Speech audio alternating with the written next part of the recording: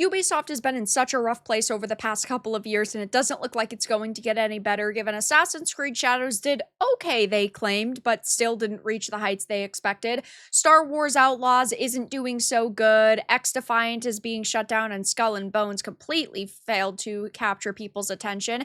And now that they've finally released the Star Wars Outlaws big old DLC, 24 hours later, it's drawn in virtually no players. So they had posted this over on their X account saying Star Wars Outlaws, A Pirate's Fortune is available now. So this is a big story DLC that they've been promoting for like months at this point. It was supposed to be a big edition for the people who actually have played the game, though it hasn't really done so well because if we check over on SteamDB, it's looking rough now. The all-time peak was 2 months ago, and that was only at 3,397. The 24-hour peak, so since it's released, is 1,212, and in-game right now is 1,172, and it looks like it's going to max out here. It doesn't really look like it's going to like get any higher for the day. This is very bad. Now, obviously, a thing with Star Wars Outlaws and a lot of Ubisoft games is that they go on to Ubisoft Plus. So if you pay for that subscription service, you can play Star Wars Outlaws,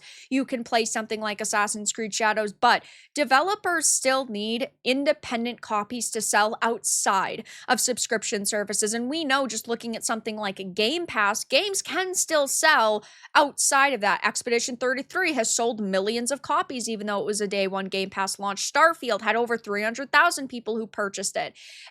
And played it all at once on Steam. So seeing, 1,200 people being the max that they can draw in for their big new story expansion is pretty terrible. Now, is this shocking for the state of Ubisoft? Not really. They have been struggling because of all of the games that they've put out over the past 2 years that have been total flops, and they're getting wrecked for it. There are people saying that this update has caused a ton of issues, lots of technical difficulties to the point where people can't even play.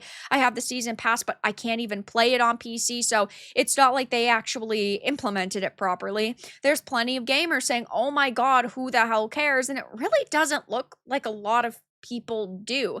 If you're a fan of this game, I'm really happy for you, and I hope that you thoroughly enjoy this expansion, but I myself couldn't even finish the game because I faced a game-breaking bug towards the end of the main quest line, so I couldn't even continue it, and I just haven't had the interest in loading it back up and hoping that it's finally going to work after the patches, just because it was such a mediocre experience.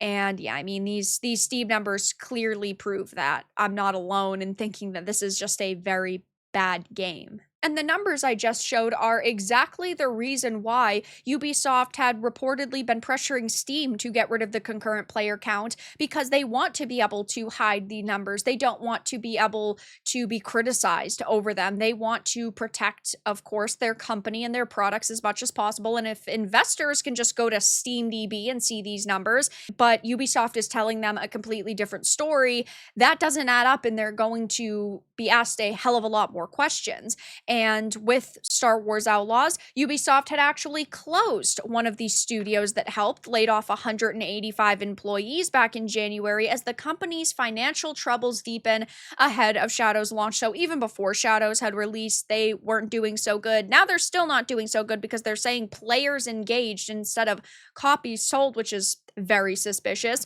But Ubisoft, once a beacon of innovation and creativity in the gaming industry, continues its precipitous decline with the recent announcement of significant studio closures and widespread layoffs. The company's struggles, marked by failed game launches, internal controversies, and strategic missteps, have culminated in a series of actions that signal a desperate attempt to salvage what remains of its once thriving empire. Ubisoft had revealed the closure of Ubisoft Leamington, a UK-based studio that had been part of the Ubisoft family since its acquisition from Activision in 2017, formerly known as Freestyle Games. Leamington employed around 50 dedicated professionals who contributed to notable titles like Star Wars Outlaws, Skull and Bones, Avatar: Frontiers of Pandora, The Division 2, and Far Cry 5, so mostly games that have failed. The shutdown of the studio not only marks the end of an era for its employees, but also underscores the broader challenges Ubisoft faces in maintaining its diverse portfolio of games. I, as a gamer, just want Ubisoft to make good games again.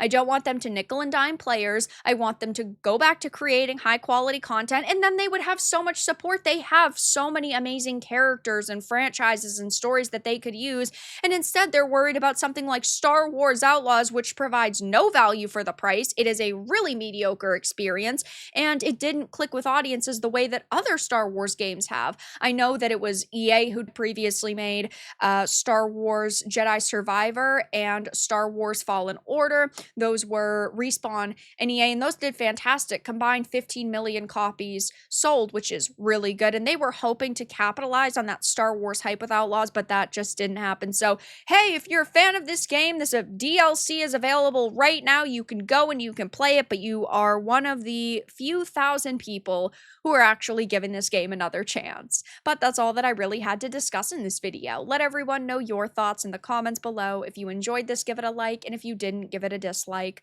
I appreciate your support either way, but I'll talk to you all again in the next video really soon.